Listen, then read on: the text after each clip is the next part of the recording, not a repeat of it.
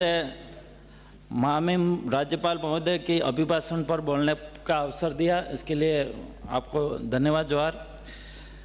अभी मैं आसपुर विधानसभा क्षेत्र से जीत के आ रहा हूँ। इस सदन के अंदर काफ़ी सारे मैंने चर्चा सुनी, लेकिन बड़ा दुख की बात है कि यहाँ पे एक चर्चा जो अभी 3 साल से विद्यार्थियों को छात्रवृत्ति नहीं मिली है, उसको लेके मैं चर्चा करना चाहूँगा।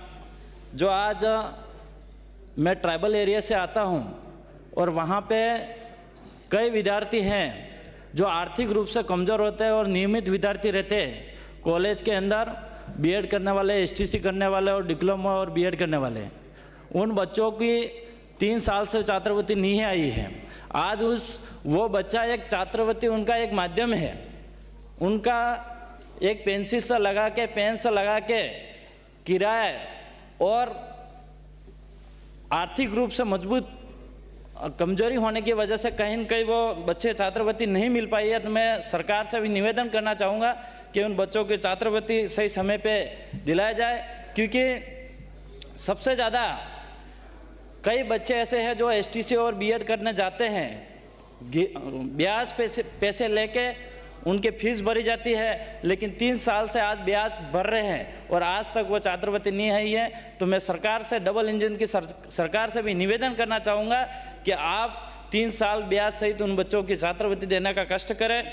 इसके अलावा अभी पॉइंट नंबर 20 में जो चर्चा हो रही थी, हर गरीब की निःशुल्क अन्न की बात हो रही थी। मैं कहना चाह रहा हूँ, अभी जो राजस्थान प्रदेश में अभी खाद्य सुरक्षा में कई गरीबों का नाम नहीं जुड़ा हुआ है। जो राशन कार्ड तो बन गया, लेकिन खाद्य सुरक्षा में नाम नहीं जुड़ा हुआ, तो वो कब तक जुड़ा जाए और उन खाद्य सुरक्षा में नाम जोड़ के उन लोगों को अनाज दिया जाए। और आवास की हर सिर पर छत, जो आज मैं विधानसभा आसपुर की बात करूं तो काफ़ी सारे जो आज भी गरीब परिवार के आवास नहीं मिले हैं, जो 20 से 30% परिवार ऐसे हैं जिसके आज तक आवास नहीं मिले हैं। पंचायत स्तर पे समस्या बताई जाती है तो वहाँ बताते हैं कि आपके 50,000 का इंदिरा आवास है, आपका अपील में है। इस बहाने करते करते आज कई परिवार ऐसे हैं जो बिना छत से रह रहे हैं। आज हर घर की नल बात कर रहे हैं। मेरे विधानसभा के अंदर जो 2 प्रकार की योजना है, 151 गांव की और एक 61 गांव की योजना। इस योजना में कई गांव ऐसे हैं जो 151 में लिए तो है, लेकिन हर घर तक नल नहीं लगे हुए अभी तक। आधा अधूरा नल लगाए गए हैं, वहाँ पे कई घर छूट गए हैं। तो मैं सरकार से भी निवेदन करना चाहूँगा कि वो एक बार जांच करके हर घर तक नल पहुँचाने का काम करे। और नल के अंदर जल तो हमारे सोमकमलाबा अंबा बांध जो डैम है, उस डैम से जो नल की पानी की सुविधा जाएगी, मैं सरकार से अपेक्षा रखूँगा कि हर घर में रोज़ाना नल की सुविधा हो। इसके अलावा हर हाथ में को काम की गारंटी, आज रोज़गार गारंटी सही तरह से लोगों के पूरे दिन नहीं हो पा रहे हैं। तो मैं चाहूँगा कि रोज़गार गारंटी के भी दिन पूरे हुए।